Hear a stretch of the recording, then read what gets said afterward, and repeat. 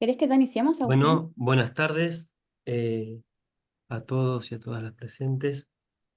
Mi nombre es Agustín Ramírez, soy el vicepresidente de FACEM y bueno, en esta oportunidad, como Ateneo mensual de la FACEM, el Departamento de Osteología, de la FACEM puntualmente, coordinado por Rubén Abdala, va a presentarnos una actividad coordinada por la doctora Giselle Mumbach. Tiene disertantes de lujo que además estimamos muchísimo por su generosidad casi eh, constante. Eh, pero bueno, dejaré esa presentación a cargo de Giselle. Algunos avisos puntuales. Nada, en el chat del Zoom compartiremos un enlace para que puedan cargar sus datos y de esta manera luego obtener el certificado de asistencia del evento. Y por otra parte, bueno, luego esta actividad va a estar, eh, se va a poder visualizar nuevamente en nuestro campus virtual, al que indudablemente también invitamos a que lo conozcan aquellos que aún no han entrado. Bueno, dejo de hablar y doy paso a la coordinación por parte de Giselle. Bueno, antes que nada, buenas tardes a todos. Como dijo Agustín, vamos a dar inicio a este Ateneo y quiero agradecerles a todos inmensamente por estar acompañándonos hoy en esta jornada que se la estamos dedicando a un tema que consideramos de relevancia, que es la utilidad en la práctica clínica de nuevas tecnologías para el manejo y diagnóstico de la osteoporosis. Específicamente, vamos a hablar de 3D DEXA. Consideramos que este tópico es importante, ya que el 3D DEXA representa una evolución significativa respecto a la tecnología convencional. Y además, como también dijo Agustín, nos complace enormemente contar con estos disertantes de gran prestigio que compartirán todos sus conocimientos con nosotros. Por una cuestión académica, decidimos estructurar este Ateneo en dos secciones. La primera sección va a estar a cargo del señor Ludovic Humbert, a quien agradecemos. Ludovic, te agradecemos profundamente por estar conectado con nosotros a pesar de la diferencia horaria, ya que, como estuvimos hablando, para vos es casi la madrugada allá en Francia. Les voy a comentar un poco de Ludovic. Ludovic es PhD, científico, emprendedor, con una extensa trayectoria en el ámbito de las imágenes médicas y de la biomecánica aplicada a la salud ósea. Es cofundador de Galgo Medical y también cofundador y CEO de 3D Shaper Medical. Autor de más de 50 publicaciones, inventor de 3 patentes e investigador principal de varios proyectos de investigación y desarrollo financiados por la Unión Europea. Nuestra segunda sección va a estar a cargo de la doctora Ana María Galich y es un verdadero honor contar con su presencia. Y esta sección va a estar dedicada a casos clínicos. La doctora Galich, a quien todos conocemos y admiramos un montón, es una médica endocrinóloga, cuenta con una vasta trayectoria y prestigio académico como médica de planta del Servicio de Endocrinología, Metabolismo y Medicina Nuclear del Hospital Italiano de Buenos Aires, donde también ejerció la jefatura de servicio. Es miembro actual del comité editorial de la Revista Argentina de Osteología y expresidenta de la Asociación Argentina de Osteología y Metabolismo Mineral, y también autora de numerosas publicaciones y comunicaciones científicas, tanto nacionales como internacionales. Más que agradecidos, pasamos a escucharlos. Muchas gracias. Muchas gracias. Bueno, muchas No gracias, cumplí con mi Giselle. palabra, porque la doc quería que solamente dijera médica endocrinóloga. Sí, tal cual. Ya veo que te extendiste. Bueno, Giselle, muchas gracias por la introducción, muchas gracias. Gracias a FACEN por la invitación. Para mí es un placer y un honor compartir ese Ateneo con la doctora Ana Garish. Así que, bueno, sin, Es sin más, mutuo. voy a compartir mi pantalla y...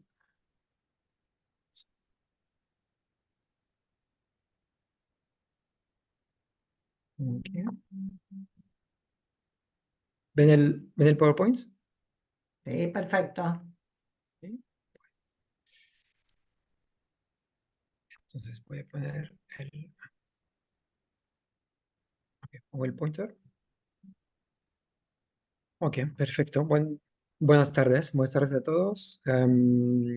Entonces, voy a solo empezar con ya lo mencionaste, Gisela, ahí no hay nada nuevo, pero con mis conflictos de interés. Soy empleado y tengo participaciones en mi empresa 3D Shepherd Medical. Somos una empresa con sede en Barcelona y nos dedicamos al desarrollo de soluciones software para el tratamiento de las imágenes médicas. Entonces, la patología que nos interesa hoy es la osteoporosis. Como bien saben, la modalidad que se usa para el diagnóstico de la osteoporosis es la DEXA. Es la modalidad que utiliza todo el mundo, pero tiene sus limitaciones.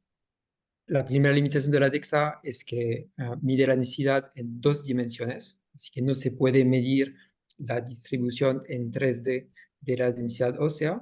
Y otra limitación importante es que no se puede cuantificar con la DEXA el hueso cortical y el hueso trabecular. Entonces, como alternativa se podría usar el TAC. ¿Okay? O sea, con el TAC se podría conseguir un análisis 3D avanzado del hueso, pero el TAC viene con un costo mucho más elevado y con una dosis de radiación también más elevada para el paciente, así que no es una tecnología que se usa en la práctica clínica para el diagnóstico de la osteoporosis. Así que nosotros, desde 3D Shepherd, pues la tecnología 3D DEXA que desarrollamos, pues un poco eh, pretende superar las limitaciones de las dos tecnologías. Partimos de la DEXA, que es la tecnología que todo el mundo usa para el diagnóstico de la osteoporosis, y mediante una solución software podemos conseguir un análisis avanzado en 3D del hueso, muy parecido a lo que se podría conseguir con un TAC. Okay. Entonces, ¿cómo lo hacemos? Partimos de una base de datos de imágenes de TAC de pacientes de una población y los analizamos y pudimos capturar, construimos un modelo estadístico donde pudimos capturar las principales variaciones de forma y de densidad que observamos en esta base de datos. Así que en esta diapositiva, lo que ven aquí es nuestro modelo estadístico con aquí las variaciones de forma y de densidad que hemos observado en esta base de datos. ¿Okay?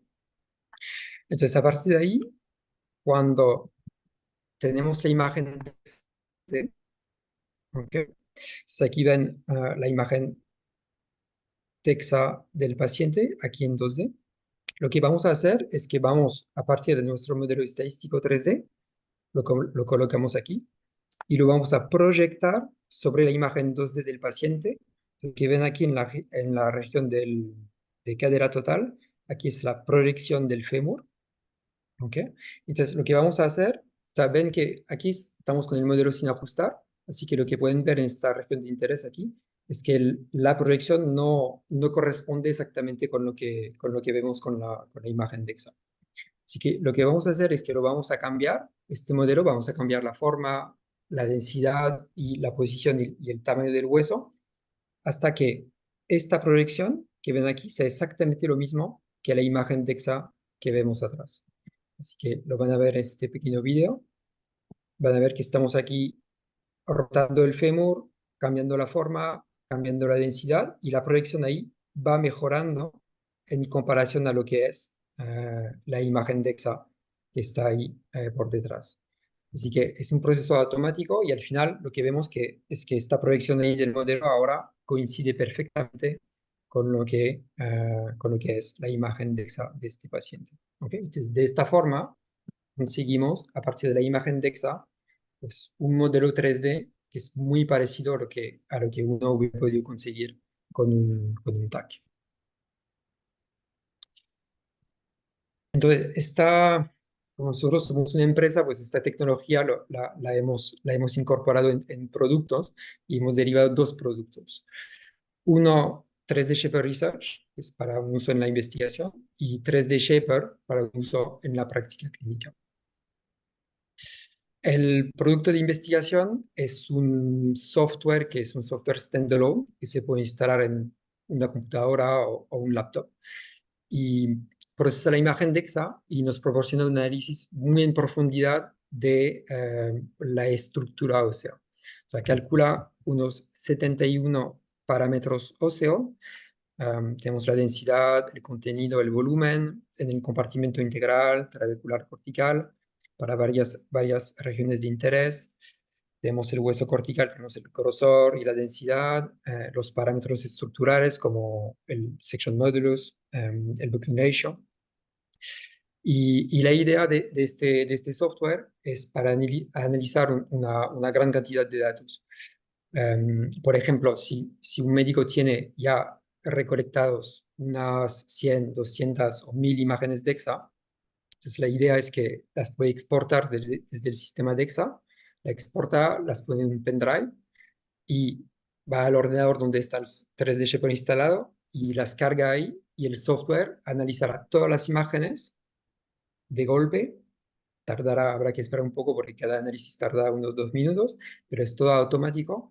Y después al final, pues el software creará una hoja Excel donde estará para cada imagen analizada los 71 parámetros para después hacer análisis estadísticos y demás. ¿Okay? Es todo eso para un uso en investigación. Y después tenemos una versión certificada del software que se puede usar en la práctica clínica y estamos hablando de un producto que está registrado en 38 países, Europa, Estados Unidos, Japón, México y Argentina. El software es compatible con los grandes fabricantes DEXA, Hologic y también con el fabricante francés DMS y Meiji. Y entonces el software, en comparación con la versión de investigación, es como una versión simplificada, donde en vez de sacar estos 71 parámetros, pues solo saca dos medidas. Una que es la densidad cortical y la otra que es la densidad trabecular, para que el médico pueda tener una idea de cómo están los dos compartimentos. Genera un informe, ¿okay? Lo ven aquí, eso el informe lo detallaré un poco más adelante. Y el software también está integrado en el flujo, en la red del hospital y en el flujo de trabajo. Y también les enseñaré un poco más adelante una imagen de cómo se puede integrar. ¿Okay? Entonces, el 3D DEXA hasta ahora se ha usado bastante en trabajos de investigación. Hay más de 50 artículos de revista que se publicaron al día de hoy en diferentes temas. Los primeros trabajos que hicieron con la 3D DEXA fue un poco comprobar la precisión de los métodos. ¿Okay? Entonces ahí, eso es un primer estudio que se hizo en España, donde ahí se compararon análisis 3D DEXA contra el TAC, y ahí ven, para un conjunto de pacientes, y ahí ven las correlaciones que tenemos para las dos medidas principales, que son las dos que están ahí en el producto de práctica clínica, que es la densidad cortical y la densidad trabecular. Y tenemos correlaciones arriba de 0.9. ¿Okay? Entonces ahí, bueno, la gente siempre les preguntaba, bueno, está bien en España, pero ¿cómo funciona en otras poblaciones? Así que tuvimos un poco que replicar estos estudios en otros países y hicimos dos estudios muy parecidos con datos de Estados Unidos. Ahí trabajamos con Dennis Black y la cohorte PATH, y también con datos de Japón. Y en los tres estudios pues conseguimos una precisión muy similar en cuanto a precisión del 3D Shaper contra el TAC. Okay. Estudios también midieron cómo los parámetros 3D DEXA se permiten predecir la fractura. Entonces ahí también hay varios estudios, pero el más relevante es este estudio que se hizo en Japón, donde se procesan los datos de la cohorte JEPOS, que bueno, es una cohorte prospectiva, donde ahí eran más de 1.300 mujeres y un seguimiento de hasta 20 años. Y en esta cohorte, pues hubieron 68 fracturas de cadera. Entonces, se analizaron todos esos datos con la 3D DEXA y se compararon un poco los resultados 3D DEXA contra DEXA. Y ahí los resultados principales fueron que el mejor predictor de fractura fue la densidad trabecular, y la diferencia entre la densidad trabecular y la DMO calculada por DEXA, pues era significativamente más alto lo que se consiguió con el hueso, con la densidad trabecular. Okay. También se hicieron bastantes trabajos sobre tratamientos de la osteoporosis. Aquí ven un poco todo, bueno, cada circulito ahí son las drogas que se investigaron con la 3D DEXA. Ahí, bueno, ahí tenemos bifosfonato, denosumab, teriparatida, abaroparatida, romosozumab, eh, zolendronato, raloxifeno. La mayoría de los tratamientos de la osteoporosis ahí se averiguaron en estudios con la 3D DEXA. Y aquí les voy a enseñar un par de ejemplos bueno, primero lo que se hizo con el estudio ACTIVE. El estudio ACTIVE es un estudio donde los pacientes se fueron randomizados con placebo, abaroparatida o teriparatida, y analizamos las imágenes DEXA a baseline, 6 meses y 18 meses. Okay. Y entonces ahí lo que encontramos es que ahí ven los cambios, 6 meses, 18 meses, en verde es abaroparatida y en azul es teriparatida. Entonces ahí lo interesante es que en el hueso trabecular, el efecto de los dos fármacos era muy parecido, teriparatida y abaroparatida. Grosor cortical también, el aumento de grosor cortical con los dos fármacos ahí muy parecido.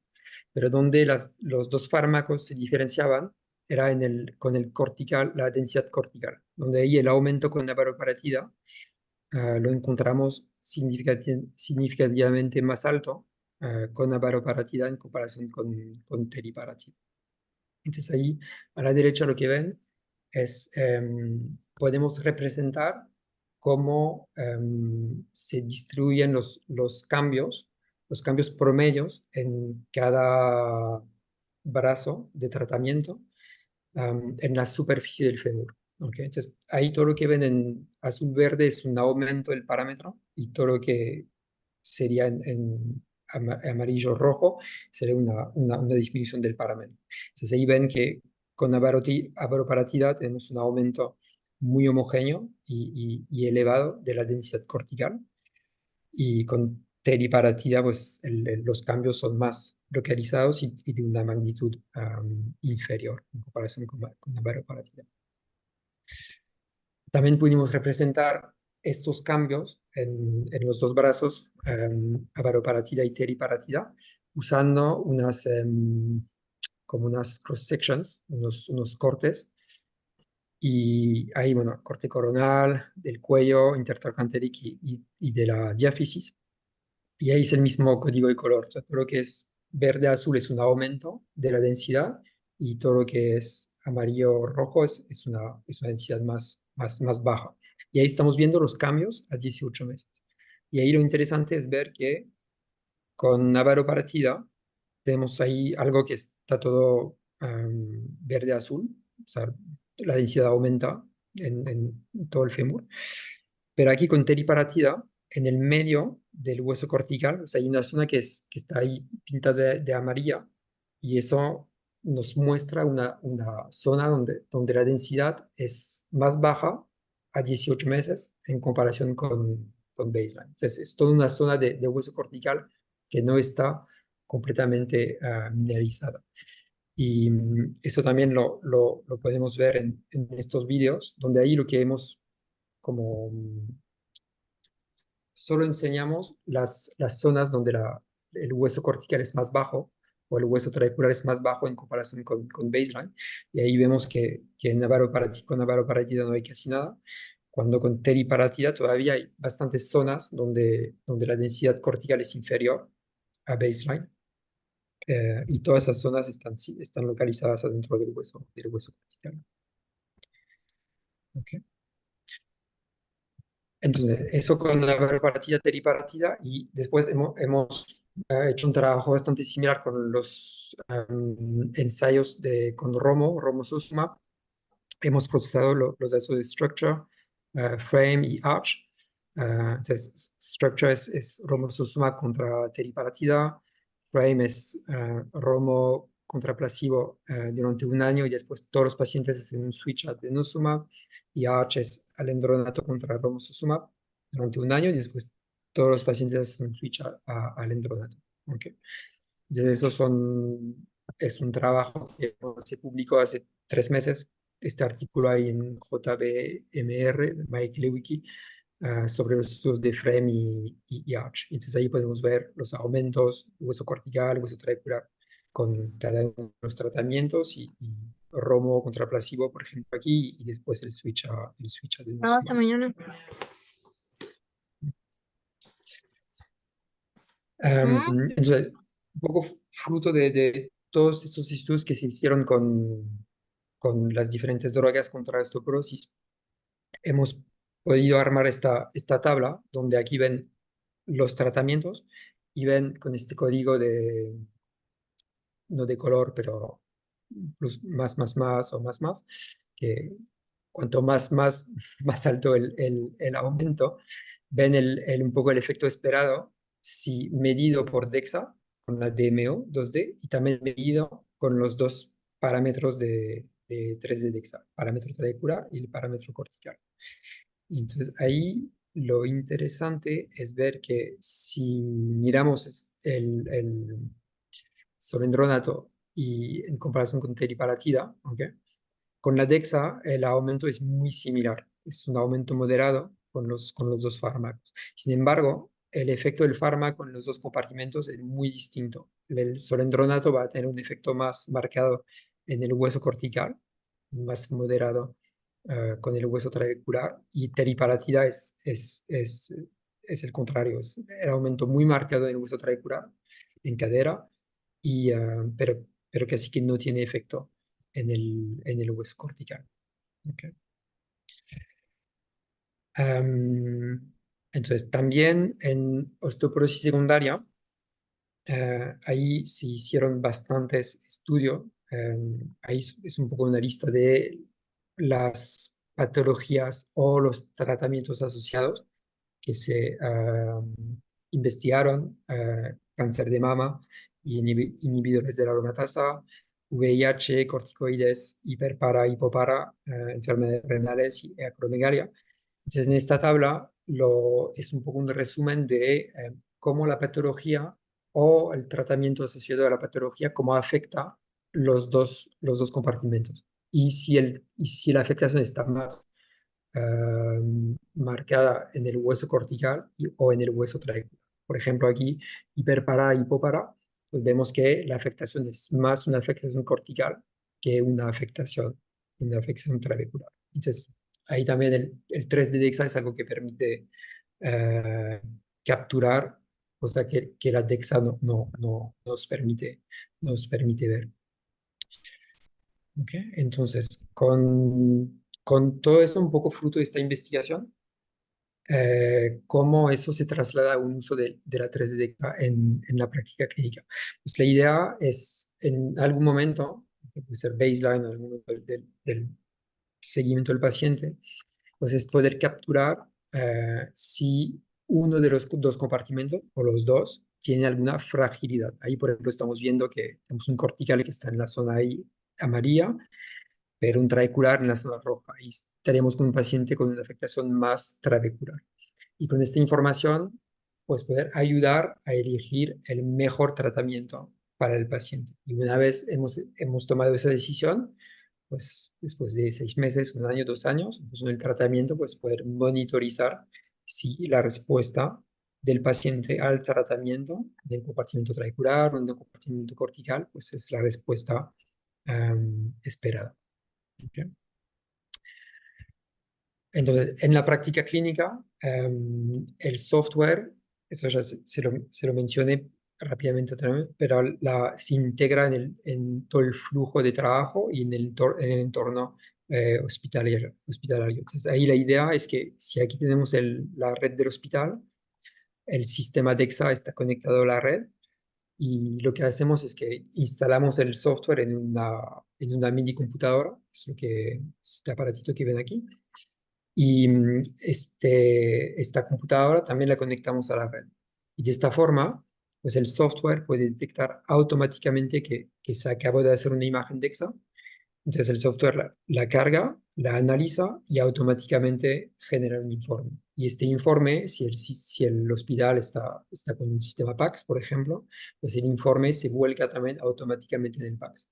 Cosa de que el médico puede disponer, junto con el informe de la DEXA y de otras tecnologías, pues también del informe de la 3D DEXA, sin que eso le suponga un trabajo adicional al médico y al técnico tampoco. Entonces, la idea es lograr una implementación completamente automática. Y después este informe, si miramos un poco bueno, lo que hay adentro, el informe es así, ¿okay? Es una página donde tenemos estas dos medidas, la densidad cortical y la densidad trabecular. Tenemos una tabla donde ahí están los dos valores y dos gráficas donde ahí está dibujado el valor con la edad y ahí también para el uso trabecular. Hay curvas de referencia, que aquí de momento las que están integradas son las curvas que hemos calculado con un proyecto multicéntrico que hemos hecho en España con la CEIOM. Y son curvas que son muy parecidas a los datos de NAINS, los datos de Estados Unidos. Así que para los centros que usan NAINS, para la DEXA, pues podríamos decir que estas curvas son compatibles, tanto para hombres como para mujeres. Se calcula un T-score y un Z-score, de la misma forma, conocemos la misma forma de calcular que la DEXA, o sea, T-score comparación con la población joven, Z-score comparación con la población de misma edad. Y también se categoriza en tres categorías, los dos parámetros. O sea, ahí está zona verde, que corresponde a una densidad normal, amarilla, densidad baja, y roja, densidad muy baja. Okay. Y estas tres categorías, tres zonas, corresponden a lo que sería con la DEXA, densidad normal, osteopenia y osteoporosis. Okay. Es un poco es la misma forma un poco de diagnosticar. Y en el informe también está esta representación también 3D del fémur, donde ahí se pinta los dos compartimentos con el color que corresponde en la gráfica. ¿ok? Entonces ahí estamos con un hueso trabecular amarillo, cortical rojo, entonces lo pintamos así. También esta representación es para tener una forma simple tanto para el médico y para el paciente de entender qué son estos dos compartimentos, qué es el hueso cortical, qué es el hueso trabecular, y de verlo de una forma muy visual. ¿Ok? Eso es el informe para una imagen DEXA. Y en el caso de tener un paciente con seguimiento, con varias imágenes, pues ahí tenemos una segunda página en el informe donde podemos ahí ir monitorizando cómo va evolucionando la densidad ósea para los dos compartimentos. Ahí tenemos un ejemplo de un paciente que va tomando un tratamiento. Así que vemos ahí cómo el hueso cortical va poco a poco saliendo de la zona roja para entrar en la zona amarilla. Son 3 análisis. Vemos que calculamos el porcentaje de cambio y en porcentaje en valor absoluto, y también indicamos si el cambio es significativo o no. Ahí en ese caso, para el segundo análisis lo es, ahí lo marcamos con asterisco. Y también ahí lo representamos el cambio si es alto o muy alto, con colores distintos. Azul para un aumento y rojo para una disminución. ¿Ok? Eso sería el informe de seguimiento en el caso de tener varias imágenes de examen. ¿Ok? Y solo para terminar, con mi parte, solo les quería un poco decir bueno, por ahí muchos lo saben, pero en Argentina el 3D de EXA no es algo nuevo, porque hace unos años, en 2018, empezamos un estudio multicéntrico con AOM, que era un proyecto coordinado por Lucas Brun de la Universidad Nacional de Rosario, donde 13 centros participaron. Entonces ahí ve la lista de los centros de Buenos Aires, pero también de otras provincias. Y uno de los objetivos de este proyecto era un poco lo mismo que habíamos hecho aquí en España con SEIOM, era construir una base de datos de referencia para la 3D DEXA. Y bueno, justo hoy Lucas me acabó de decir que el artículo que estaba ahora, que lo estaban revisando, pues lo acaban de aceptar. Así que es una muy buena noticia. Felicidades a los autores. No sé si hay hoy autores bueno, felicidades. Eh, Así que eso, muchos ya conocerán, ya estarán familiarizados con el 3D Texa, fruto de este proyecto que hicimos en su momento. Y, y si está para mi parte. Muchas gracias. Dejo a Ana la palabra ahora. Voy a dejar de compartir. Y no sé si las preguntas las quieren hacer al final o si las quieren hacer ahora. Giselle, ya me dirás cómo lo quieres. Habíamos quedado las preguntas para el final, si te parece. Estoy preocupada también por tus horarios. Perfecto, perfecto. Me parece bien. Dale, Gracias. buenísimo. Dejo de compartir. Bueno, entonces voy a compartir yo, que voy a tratar de plasmar todo lo que dijo Ludovic en casos clínicos sencillos, porque no voy a contar en una forma muy resumida. Y antes que nada quiero agradecerle a mis técnicos, tanto a Camila Díaz como a Gabriel Costa, porque ellos son los que corren cada vez que a mí se me ocurre algo, que me hagan el 3DEXA en este paciente o en el otro. Así que son ellos los que me dan una mano, porque son ellos los que realizan este estudio, que como dijo Ludovic, es muy sencillo. Entonces voy a empezar comentando algunos pacientes. Esta es una primera paciente que compartimos con el doctor Eduardo Vega. Esta señora tiene 69 años, ella recibió tratamientos con bifosfonatos endovenosos porque no toleraba los orales, empeoró su densitometría, se había descartado todo tipo de causas secundarias y después de un esfuerzo la señora tiene una fractura costal. Entonces se decide hacer el tratamiento con romosozumab durante todo un año. Ella completa el año de tratamiento y fíjense que tiene un aumento del 10% en la columna y un 3,6% en la cadera después del año de tratamiento. Cuando yo reanalizo, porque este programa tiene la particularidad de que yo puedo reanalizar los estudios previos, porque después les voy a mostrar, este programa lo tengo desde este año, pero todos los 3, 4 años previos estaba trabajando con otra versión. Acá, ¿qué se puede ver?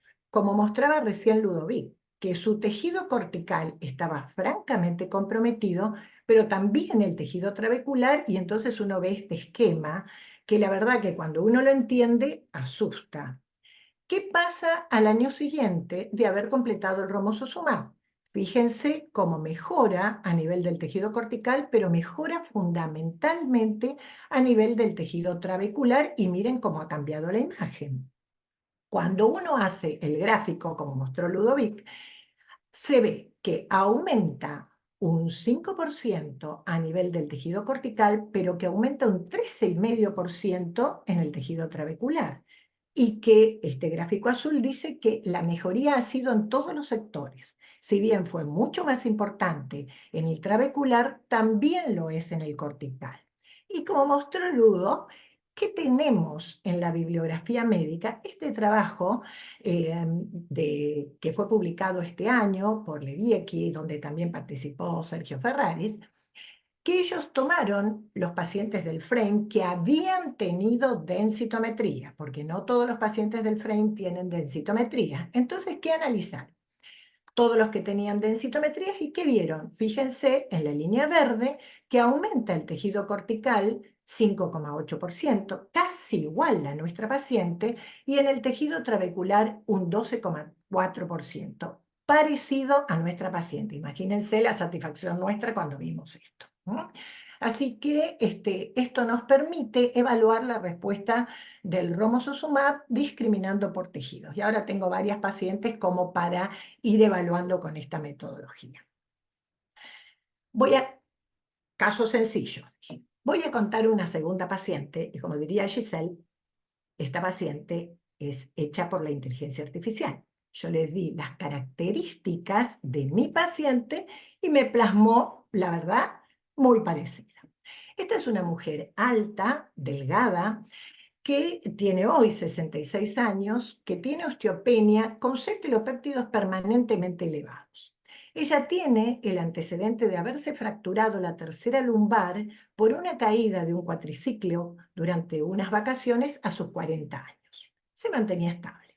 Cuando la conozco, tiene un hiperpara que estaba relacionado con la falta de ingesta de calcio, y eso se corrige. Dentro de sus antecedentes tiene la mamá con fractura bilateral de cadera. Ella es hipotiroidea, bien sustituida, hipertensa y tiene una hipogamaglobulinemia crónica que afecta a la IgG, IgA, IgM, pero nunca tuvo infecciones. Me traía estas radiografías donde se ve perfectamente la fractura de la tercera lumbar, y estas eran sus caderas, que como decimos siempre cuando vemos las radiografías con los residentes, que acá se ve que el calcal femoral, que es este espesor de la cortical por encima del trocánter menor, está adelgazado. Recuerden que la madre tiene antecedentes de fractura bilateral de cadera. Ella se mantiene estable, sigue con calcio, vitamina D, siempre sus cetilopéptidos altos. ¿Qué le pasa? En el 23 tiene una caída en la calle, y en una vereda, y se fractura la rama isquiopubiana. Entonces yo digo, hoy, a ver, hay que reevaluarte. ¿Y qué veo? Esta es su densitometría, que respecto a la previa no tiene cambios.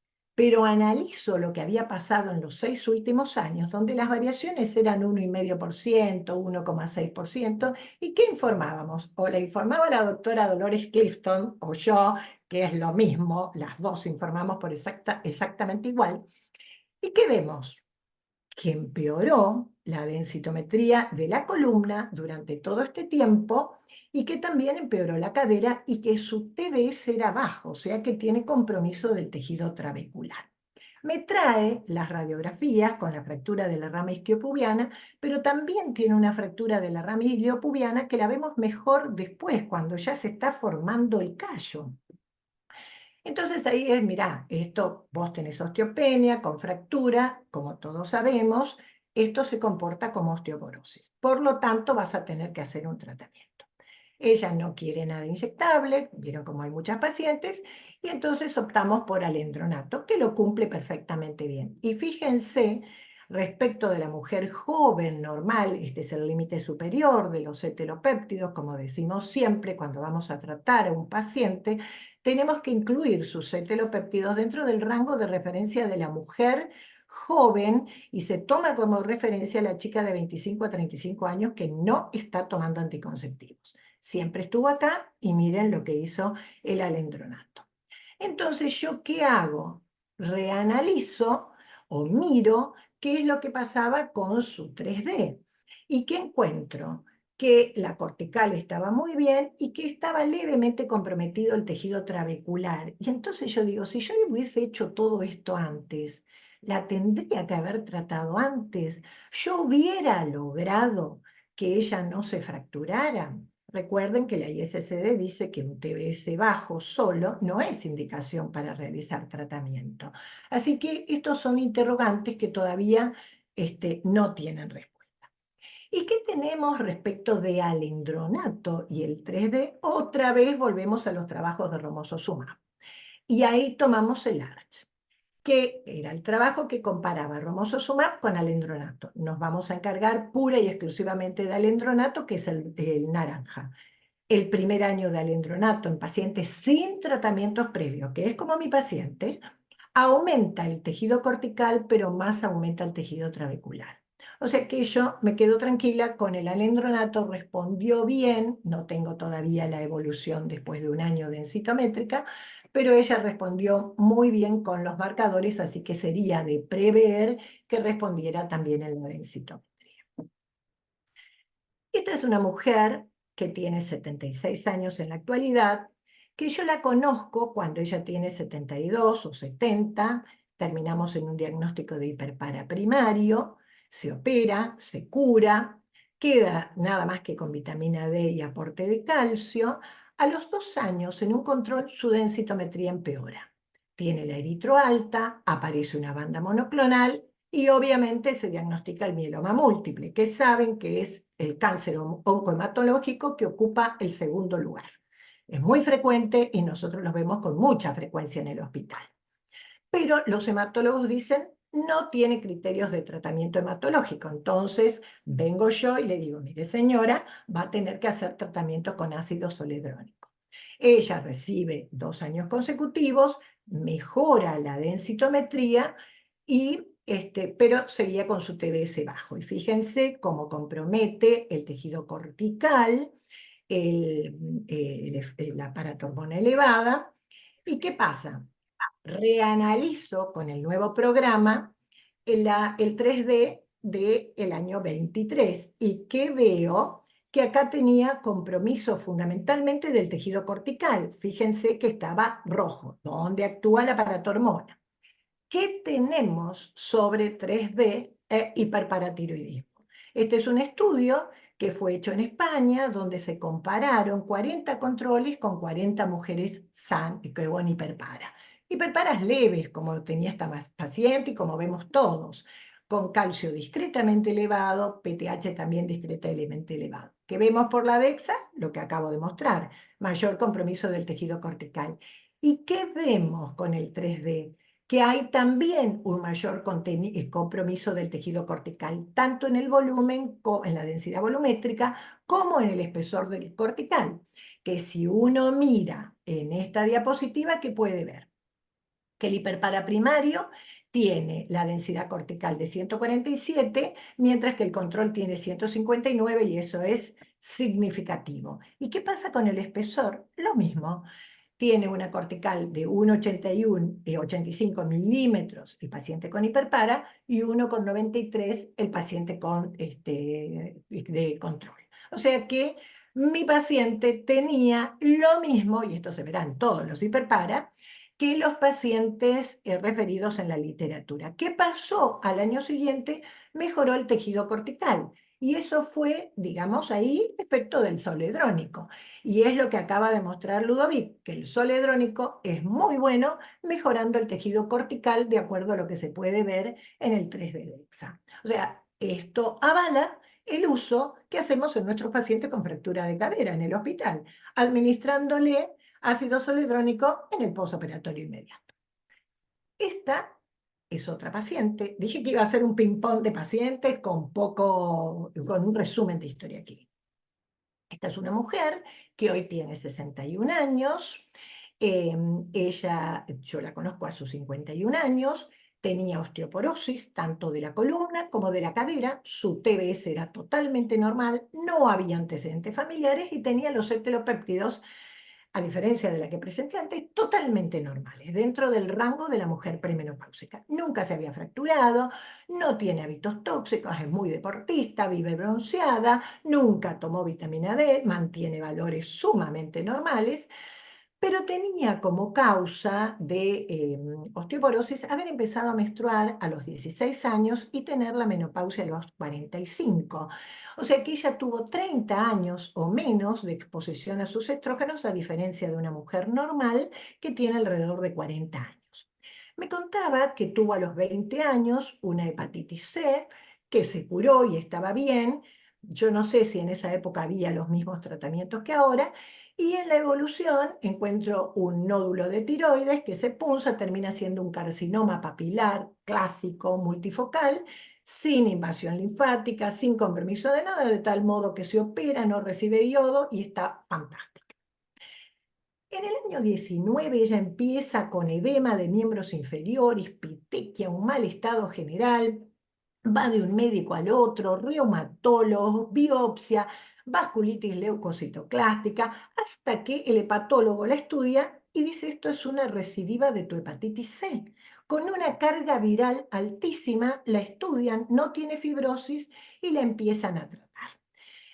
Cuando ella me ve, la densito se mantenía estable, viene la pandemia, se dedica a cosas relacionadas con el turismo, se queda sin trabajo, mucho estrés, todos encerrados, bueno, distraída en todas esas cosas, se cae y se fractura el quinto metatarsiano. Entonces, cuando me ve, yo la reevalúo, su densitometría seguía normal, el TBS seguía normal, habían aumentado los hetelopéptidos, y entonces mi decisión fue ácido zoledrónico. Y yo digo, ¿qué le pasó a esta mujer?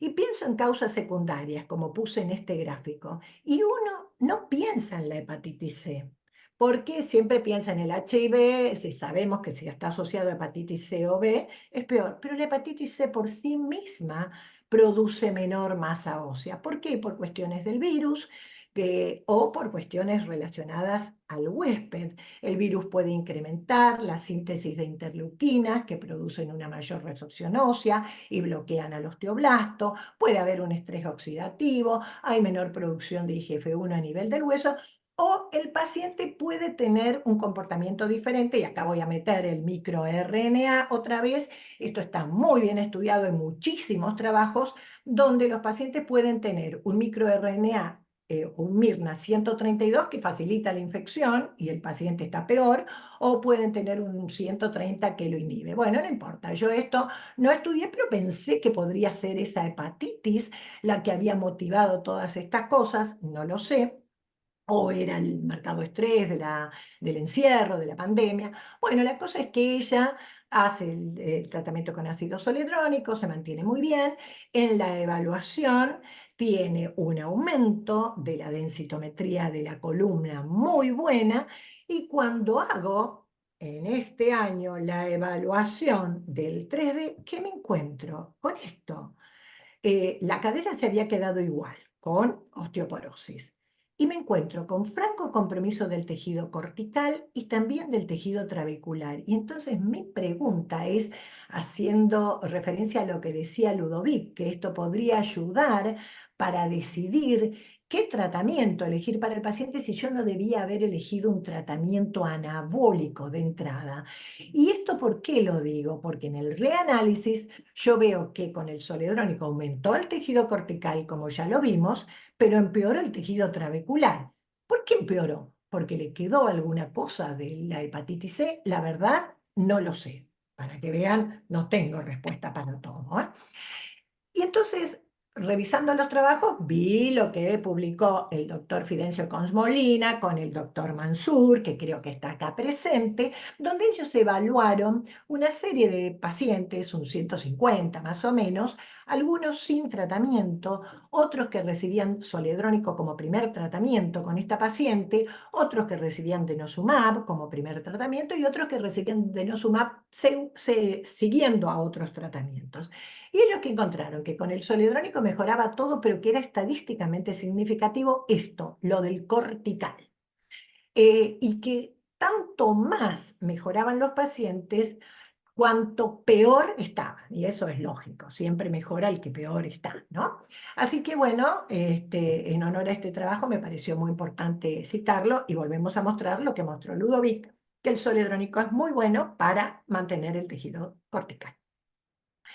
Esta mujer que también la presenté en AOM es una señora que tiene 71 años, que tiene una osteoporosis sin fractura, que ella tiene una hipercalciuria familiar, ella tuvo cálculos renales, hubo que someterla a litotricia, tiene el padre y el hermano con el mismo antecedente, y cuando yo la conozco tiene una osteoporosis acentuada en el tejido trabecular, que obligaba a descartar causas secundarias, que para mí fue la hipercalciuria, con alto remodelado. Entonces yo decido empezar tratamiento con denosumab, que lo empieza en el 2015, mejora la densitometría de la cadera marcadamente, y cuando comparo qué le pasa en el 24 con el 22, su densidad mineral, perdón, el 3D-DEXA, veo que se mantiene estable. O sea que este para mí fue otro aval más para decir, bueno, basta, hemos llegado al objetivo, vamos a suspender el tratamiento. Y acá, más allá del trabajo del doctor Fidencio Cons y José Luis Mansur, que acabo de mostrar, también tenemos el trabajo del FRAME, que toma con denosumab, y me voy a basar en el que recibía placebo, que vemos que el denosumab aumenta la densidad cortical, pero más aumenta la densidad trabecular. Esto es nada más que un año. Esta señora lleva varios años y no tenemos pacientes con tan largo tratamiento. Habría que hacer los que hicieron 10 años de denosumab para ver qué es lo que le pasó. Esta es otra paciente, y no se asusten porque ya voy a ir terminando, que tiene 81 años en la actualidad, que tuvo fracturas traumáticas de la duodécima dorsal y de la cuarta lumbar, como pasa en la Argentina, un robo, la tiran a la calle, la arrastran y se fractura. Ella me contaba cuando la conozco que recibía hace más de 10 años, o recibió 10 años de bifosfonato en la menopausia inmediata porque la habían encontrado con osteoporosis. Después se la pasó a ranelato de estroncio y después se la pasó a denosumab. Yo cuando la conozco, en el 21, ella me preguntaba si había que seguir con el tratamiento, entonces yo digo, bueno, listo, vamos a cerrar esto, recibe 2 dosis de ácido zoledrónico y ahora les voy a mostrar la evolución. Aparte, ella me decía que tenía un colon irritable, que no toleraba los lácteos, que todo le caía mal.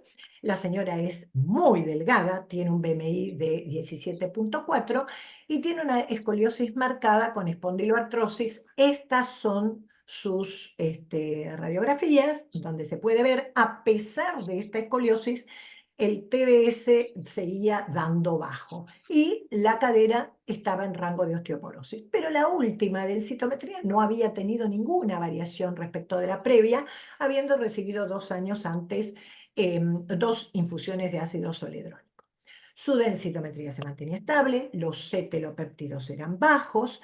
En un momento la señora tuvo hipocalciuria con toda esta cosa del colon irritable, así que yo le puse calcitriol 3 veces por semana, ella es muy menudita, mejoró, no se fracturó, no se cae, porque la caída fue accidental. Entonces yo digo, bueno, ya tenemos que dejarla sin tratamiento. Bueno, reanalizo todos los estudios y que me encuentro que la cortical en el año 21 estaba bien, el tejido trabecular estaba mal. Yo dije, bueno, esto debe haber sido por el denosumab más el ácido zoledrónico. Veo la posterior y veo que empeoró. ¿Qué fue esto? ¿La falta de calcio adecuado? La verdad, no lo sé. Y finalmente mejora el tejido cortical un poquito, digo, será por la reposición del calcio. Esto todo es un análisis retrospectivo que yo hago, pero me asusta en esta mujer ver esta situación con mucho tejido trabecular comprometido. Y si pensamos en lo que dijo Ludovic, los pacientes de Japón que tenían muy comprometido el tejido trabecular se fracturan la cadera. Entonces yo digo, a ver, esta señora hay que dejarla realmente sin tratamiento, a pesar de que tiene todo bioquímicamente, la densito normal, no normal, sino estable. Bueno, y fíjense, para mostrar lo que nos mostraba Ludovic, cómo se ve a través del gráfico que baja la densitometría cortical y que después aumenta un poco, y el tejido trabecular está ahí, que aumenta un poquito y que baja. Y esto se ve en este gráfico, cómo aumenta en el cortical y empeora en el tejido trabecular. Y ya como para ir terminando y no aburrirlos, este es un paciente que hoy tiene 32 años y que yo lo conozco a sus 26 años por una baja masa ósea, que lo hemos visto con los residentes en el consultorio. Él decía que tenía esta baja masa ósea desde la infancia y que de hecho los médicos endocrinólogos pediátricos lo derivaron. Él tenía una historia de haber nacido de término con un peso normal, pero que tuvo un retardo de crecimiento y de hecho hubo que darle hormona de crecimiento, lo que le permitió llegar a una estatura de 1,77, unos centímetros más que el padre. Ambos padres tienen osteoporosis, tanto el padre como la madre. Él tenía un alto remodelado, una hipercalciuria leve, que podría ser por el alto remodelado, o porque la mamá tiene también hipercalciuria, pero era muy delgado. Entonces yo dije, este chico tiene anorexia. Este chico es anoréxico. Cuando revisaba la densitometría era francamente bajo, obligaba a buscar una causa secundaria y había empeorado respecto de una densitometría previa que él tenía. Yo insistía que se tenía que alimentar bien y él insistía que se alimentaba bien, que tenía que hacer gimnasia y bueno, él estaba estudiando, muy exigente con su carrera, quería terminar la carrera y eso hacía que pusiera toda su libido en el estudio. Bueno, la cosa que las consultas son irregulares, lo derivé a nutrición para que le adecuaran la dieta, no había muchas consultas, hasta que yo insistía que había que hacerse el estudio genético. Y se hace finalmente el estudio genético para ver cuál era la causa de esta osteoporosis familiar. Y cuando viene, digo, ups, ¿qué es esto? Tenía una variante heterocigota del LRP5, de significado incierto, porque no se conoce, y otra variante del receptor de insulina. Digo, ¿qué es esto? Entonces, pensando en LRP5, osteoporosis y glioma, disparé una serie de baterías para que el chico se estudiara. Pero fui a buscar. ¿Qué pasa? Para que dé osteoporosis y glioma, tiene que ser la mutación homocigota. Si es heterocigota, puede dar alteraciones de la salud ósea de todo tipo. Puede producir alteraciones de la glucosa y él tiene a su vez también alterado el receptor sensor de la insulina en forma heterogénea. Puede dar alteraciones de la vista con compromiso del vitrio, de la retina o de los vasos. Puede haber simplemente tortuosidad o puede no pasarle nada. ¿Y por qué se consideran que son todas estas cosas? Que eran de 10.000, ¿no? Sí, O son iguales a los... Perdón, ¿alguien me decía algo? No, creo Bueno. que fue Se le abrió el micrófono a alguien. Dale, Florencia, Bueno, disculpen. ¿y esto a qué se debe? Que hay un incremento de la serotonina porque está estimulado la expresión del gen THP1 que estimula la síntesis de serotonina intestinal. ¿Qué hace esta serotonina? Se une al preosteoblasto y bloquea su maduración, por lo tanto no hay buena formación. Pero puede dar hipertensión e hipercolesterolemia también, que el papá tiene colesterol elevado. Así que yo dije, pobre chico, ¿cuántas cosas? Bueno, la cosa es que mejoró, se recibió, consiguió un buen trabajo, se casó, estaba tomando la vitamina D, mejoró la alimentación y ganó peso. Y me trae la resonancia de cerebro, que es totalmente normal. Los oftalmólogos lo revisaron, descartaron que no tuviera, entre otras cosas, retinitis pigmentaria. La cosa es que el chico se mantiene normal. Y con esta ganancia de peso, él también gana densidad mineral, y cuando lo comparo respecto de la primera densitometría, también ganó marcadamente. Su TBS es normal. Y acá, en este aspecto, quiero recordar que en general se dice que para los jóvenes el TBS no es útil, porque no es como la mujer menopáusica o el varón añoso, que pierden densidad mineral, sino que nunca llegaron a tener un valor normal. Y acá les quiero mostrar lo que era el programa previo, donde marcaba esto: no había valores de referencia para el varón. ¿Qué les dice a ustedes esto? Nada, a mí tampoco me decía nada. Y entonces comparé con este estudio de referencia al que con este estudio al que hacía referencia Ludovic, perdón, y ¿cómo lo informaba? Puede ser Dolores o puedo ser yo, lo mismo, las dos informamos igual. ¿Y qué pusimos? El paciente tiene 127 versus 175, que era, eso es para la densidad cortical superficial, que se expresa en miligramos por centímetro cuadrado, mientras que para la trabecular era 121, pero el chico, el de rango de referencia era 223. ¿Cómo lo informamos? Inferior al promedio normal del varón argentino de la misma edad.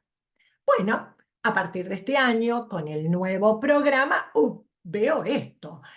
Este era el estudio previo, miren ustedes, estaba todo rojo, que por otro lado digo, menos mal, porque si no yo no sabía cómo responder esto, y ahora tiene esta situación. O sea que mejoró muchísimo, fíjense, tanto en la densidad cortical como en la densidad trabecular. Me pareció bárbaro. Tenemos un grupo de pacientes anoréxicas que hay que evaluar y vamos a ver qué es lo que pasa, ¿eh? Y miren acá en el gráfico comparativo, cómo mejora el tejido cortical y cómo mejora el tejido trabecular, y acá se puede ver que mejora en todos los sectores. La verdad, espectacular. Los residentes que vieron conmigo este paciente en el consultorio saben que felicitamos a todo el mundo. Y este es el último caso. Esta es una mujer de 74 años que yo conozco después de una situación muy estresante. Ella tiene osteopenia en la densitometría, o tenía, y se había fracturado la muñeca cuando tenía 50 años. Refería a ser hipertensa, dislipémica y que tenía artralgias importantes. Me contaba que de viaje en Estados Unidos había tenido un episodio de hipotensión muy acentuado, la internaron, no le encontraron nada. Cuando vuelve a la Argentina, su clínica, que es muy estudiosa, la investiga, la estudia y le termina diagnosticando un pseudoaneurisma de carótida izquierda. Entonces, para evitar la trombosis y posterior émbolo, un accidente cerebrovascular, riesgo, o el sangrado, se decide colocarle un stent allí. Ella se interna en un instituto, le pretenden colocar esto por vía Seldinger, o sea, por vía femoral, la paciente totalmente lúcida, y no pueden porque la señora se vuelve a descompensar. Tiene un episodio de hipotensión y bradicardia muy importante, la pasan a terapia. Y ahí le sacan sangre y encuentran una T4 libre muy baja y un cortisol también muy bajo. Y tanto el parte anestésico y la paciente negaban haber recibido corticoides. Entonces ahí la empiezan a tratar con corticoides, y yo la conozco ya derivada por su clínica, sustituida con levotiroxina y sustituida con corticoides. Yo cuando la veo ingresar me llamó la atención la cara, pero también había tenido algunas cirugías plásticas. Pero no obstante, le pedí HGH y somatomedina C. ¿Y qué me encontré? Con valores altos, o sea, diagnóstico acromegalia. Obviamente no es mi métier, se lo derivé a la jefa de acromegalia, la jefa de hipófisis del hospital, la doctora Mariela Glerian, para que haga el tratamiento que corresponde. Días más tarde, me llama a la clínica y me dice, ¿sabes qué? Tiene el síndrome de Eagle. ¿Qué es eso, síndrome de Eagle? Bueno, ¿qué es eso? Hipertrofia de la apófisis estiloides. Obviamente que tuve que ir a recordar anatomía y buscar todas estas cosas. La apófisis estiloides está próxima al peñasco, tiene 2 o 3 centímetros de longitud y en la acromegalia puede ser más larga. Es importante porque ahí se insertan músculos que van a ir a la lengua, el estilo gloso, que van a ir al hioides, estilo hioide, y que van a ir a la faringe, estilo faringio. Entonces, cuando es muy larga esta apófisis, ¿qué puede hacer? Puede incidir sobre la carótida y la lesión crónica va produciendo este pseudoaneurisma, que era lo que mi paciente tenía. Entonces, ¿qué dije yo? Por favor, mándamela para que yo le haga la densitometría con todas las cosas que corresponden. Obviamente, siguió su camino, la señora está muy bien, no se pudo operar porque hizo otra vez otro fenómeno de descompensación y no sé si ahora tiene colocado el stent o no. No se pudo operar de la hipófisis. Cuando yo le hago la densitometría, y acá me podrán decir que no tenía calibración cruzada, lo sé, pero a los fines prácticos y considerando todas las variaciones de lugares que tenemos en nuestro país, yo vi que en la columna, respecto de un estudio hecho en otro lugar con el mismo tipo de equipo, había bajado un 3% y había bajado fundamentalmente en la cadera. Y su TBS era bajo. Y entonces le hago el 3D y ¿con qué me encuentro? Con franco compromiso del tejido trabecular y menos comprometido el tejido cortical, la densidad cortical. ¿Y qué tenemos?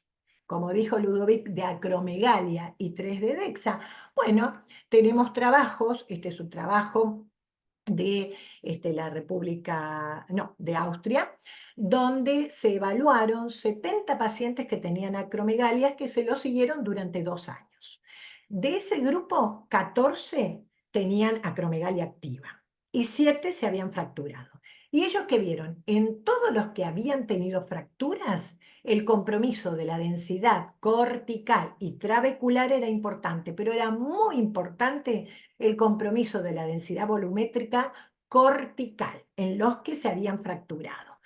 No todos los trabajos encontraron lo mismo. Mi paciente tiene mayor compromiso del tejido trabecular, que eso también está referido en la literatura. O sea, yo creo que tenemos que seguir estudiando estos pacientes, sacar nuestra propia experiencia. La acromegalia es una enfermedad rara. Tengo ahora en este momento otra paciente en evaluación que tiene un MEN, que cuando le toque hacer el estudio no voy a saber cómo interpretar si es por la PTH o es por algunos trabajos que dicen que la acromegalia está más comprometida.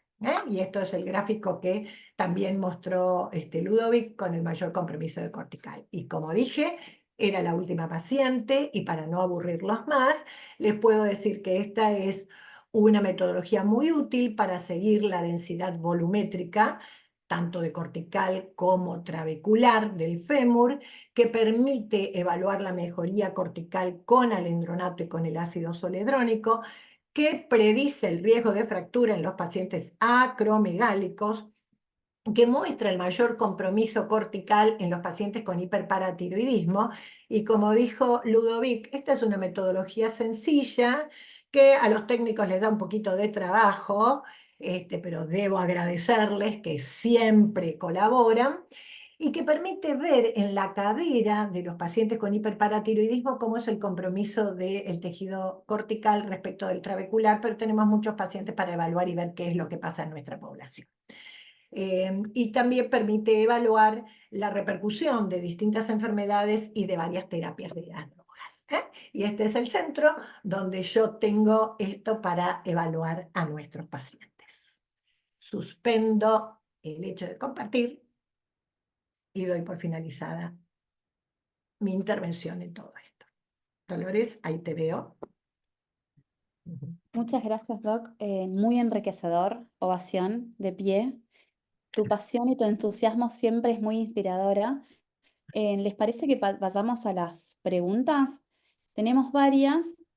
Comencemos por Rubén, tiene dos preguntas. Como todos saben, Rubén es nuestro coordinador del departamento. Creo que él las quería hacer a micrófono abierto. Si él no las hace, las hago yo. Rubén, ¿estás ahí? Sí, sí. Bueno, muchas gracias, Ana, por la presentación. La verdad que excelente. Y gracias, Ludovic, por participar el día de hoy. Mi consulta es, vos presentaste al inicio que tenía dos modelos o dos software, uno comercial y otro de investigación, ¿no? ¿De qué depende de que hayas considerado esos parámetros para el uso comercial y hayas excluido el backlink ratio y el resto de los parámetros? ¿Por qué consideraron estos como los más importantes?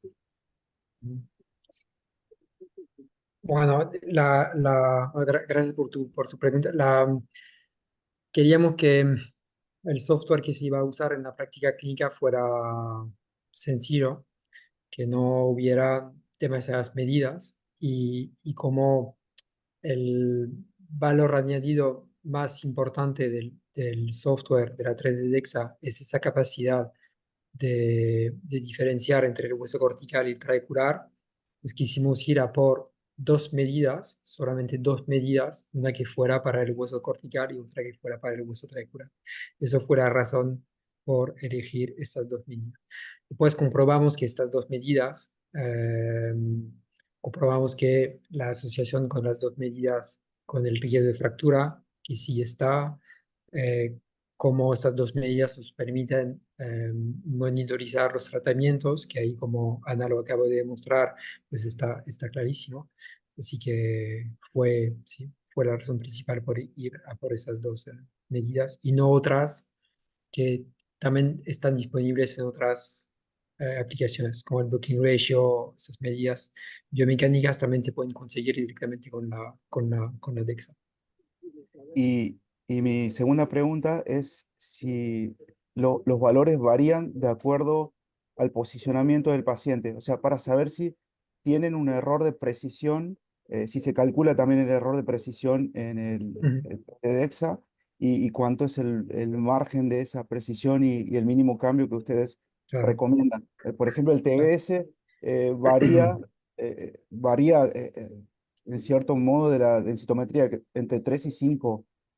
No sé Ujú, ustedes cómo lo tienen. ujú, ujú. Claro, nuestras medidas son menos sensibles a posibles errores de posicionamiento porque, como lo enseñé cuando registramos este modelo 3D sobre la imagen DEXA, ajustamos la rotación. Así que si el paciente está más o menos rotado, pues eso lo vamos a tomar en cuenta. Y después las medidas 3D se miden sobre el modelo 3D. Así que somos menos sensibles estos errores en comparación con la DEXA 2D. Dicho eso, sí que hay errores de precisión en nuestras medidas. Eso lo hemos evaluado y el orden de magnitud es muy parecido a lo que se consigue con la DEXA. Los valores son distintos porque el valor nominal es muy distinto, así que no podríamos comparar, pero cuando a la hora de monitorizar o de detectar cambios, la performance de estas dos medidas 3D son muy parecidas a lo que se puede conseguir con la DEXA. Muchas gracias, Ludovic. Gracias a vos. Bueno, les comento que hay muchas felicitaciones para ambos, así que congratulaciones. Y voy a pasar a una pregunta de la doctora Paula Rey, que ya lo escribió en el chat, que pregunta, ¿por qué un T mejor en cortical de Surface VMD -2.4 es peor en el gráfico Very Low que el Volumetric Bone Mineral Density trabecular -2.7? ¿Da low en el gráfico de color? Ujú. Es, sí, es una muy buena pregunta. La razón es porque, claro, nosotros el T-score se calcula como se tiene que calcular. En comparación con la población joven y el número de desviaciones estándares, donde bueno, la, en el hueso trabecular, los pacientes pierden más rápido en comparación con el hueso cortical. Entonces, todos los cortes, el corte entre la zona verde y la zona amarilla, y el corte entre la zona amarilla y la zona roja, pues, corresponde con un T-score distinto en el hueso cortical y en el hueso trabecular, y distinto también a lo que se conoce por DEXA. Por ejemplo, en el hueso trabecular, el corte está en -3 entre la zona amarilla y la zona roja, cuando con el hueso cortical está en -2. Entonces, por eso es difícil comparar los T-score juntos. O sea, no es que un T-score más bajo quiere decir que el compartimiento está peor. Para comparar, el Z-score es un mejor indicador, porque sí que un Z-score peor quiere decir que el compartimiento está peor en comparación con el otro compartimento. Y también los colores también cuadran. O sea, sí que siempre un parámetro en la zona amarilla va a ser algo mejor que el otro parámetro en la zona roja. Sí que ahí hay correspondencia, ahí sí que se puede comparar. Pero con el T-score, menos. Perdón, yo Buenísimo. quiero agregar que la misma pregunta se la hice yo, y Ludovic lo sabe, que le digo, pero a ver, con Dolores veíamos algunas cosas que no entendíamos, entonces digo, ¿cómo tiene peor el T-score y te da mejor? No entiendo, no entiendo. Bueno, entonces el corte no es el mismo que el -2,5 que la osteoporosis por los criterios de OMS. O sea, creo que tenemos mucho por aprender. Perdón, ya salté otra cosa. Veo lo que dice el doctor Hugo Boquete. Con él estamos evaluando todos los jóvenes que han recibido hormona de crecimiento, que después crecieron, suspendieron el tratamiento cuando llegaron a la adolescencia tardía. A ver si se podría evaluar esto, que fue lo que yo te comenté, Ludovic, que sí, que vamos a hacer, pero hay que aprender. Creo que faltan muchas cosas. O lo mismo, y ya saltó otra cosa, que estábamos viendo en los pacientes con hiperparatiroidismo, que no encontrábamos, quizás porque son muy leves, que no encontrábamos mucho compromiso del tejido cortical, como la paciente que yo mostré, que tiene 70 y pico de años, que vaya a saber desde cuándo tenía. En otros pacientes veíamos, que eso lo charlé con Adriana Frigeri y con Dolores, más compromiso del tejido trabecular. Y se sabe que el hiperpara también compromete el tejido trabecular. O sea, creo que hay que dividir después por los valores de calcio, por los valores de PTH. O sea, creo que tenemos que aprender mucho al respecto. Ya que nombraron al doctor Boquete, la siguiente pregunta es Susa. ¿Hay experiencia en 3D Shaper en población pediátrica y adolescente? Si quieren andar más en Yo no la conozco ahora, si Ludovic sabe. La vamos a hacer, Hugo. Todavía no, todavía no. Nuestro límite es si todavía se ven estas zonas de crecimiento, que se ven en la cadera en los niños, pues claro, el modelo 3D que tenemos no se puede adaptar, porque es un modelo de adulto. Así que si el hueso está formado, si no hay estas zonas de crecimiento en la imagen DEXA, el modelo podría llegar a adaptarse a lo que ve en la imagen. Así que niños de 14, 15, 16, 17 podría llegar a funcionar. Pero todo depende de en qué momento desaparecen esas zonas de crecimiento. Pero todo eso es investigación. En la práctica clínica no. El software no está, o sea, no se puede diagnosticar en la práctica clínica en adolescentes o niños. Pero trabajos de investigación, con la versión de investigación del software, sí que se podría probar. Otra pregunta de la doctora Paula Rey. ¿por qué la densidad cortical es en superficie? Mm, eso también es una muy buena pregunta. Todas las preguntas de Entonces, Paula siempre son muy buenas. Sí, sí, sí. sí. Entonces, la densidad superficial cortical lo calculamos como la multiplicación del grosor cortical por la densidad volumétrica cortical. ¿Ok? Entonces, es un parámetro que toma en cuenta estos dos parámetros muy importantes del hueso cortical, que es su grosor y su densidad, y lo combina en solo un parámetro. Entonces, si para un paciente aumenta el grosor cortical, pues este parámetro de densidad superficial aumentará. Si aumenta la densidad, también aumentará este parámetro. Y es un parámetro que está directamente relacionado con la resistencia del hueso cortical. La idea, otra vez, para también volver a la pregunta de Rubén, era tener un número limitado de parámetros y tener solo un parámetro que nos describiera el parámetro, el hueso cortical. Por eso hemos elegido esta medida. Muy bien. Otra pregunta del doctor Boquete. Con el 3D Shaper, ¿se podría inferir en cadera la densidad volumétrica como se hace en columna lumbar en pacientes con síndrome de Turner, en quienes por sus huesos pequeños se observa densitometría mineral ósea baja? Son síndrome de Turner, son niños o son adultos. Es en niño o no, Esas también pueden ser niñas, adultos. pero sí, a Niños. lo largo de toda la vida. Ok. En general Ok. tienen En baja niños talla. tendrían. Ludovic, yo me Bien. refiero Ok. después de la adolescencia, a partir de los 20 años, cuando ya dejaron de crecer. Ok. Ok. Em, Ahí sí que otra vez, como medimos la densidad en 3D, no tenemos este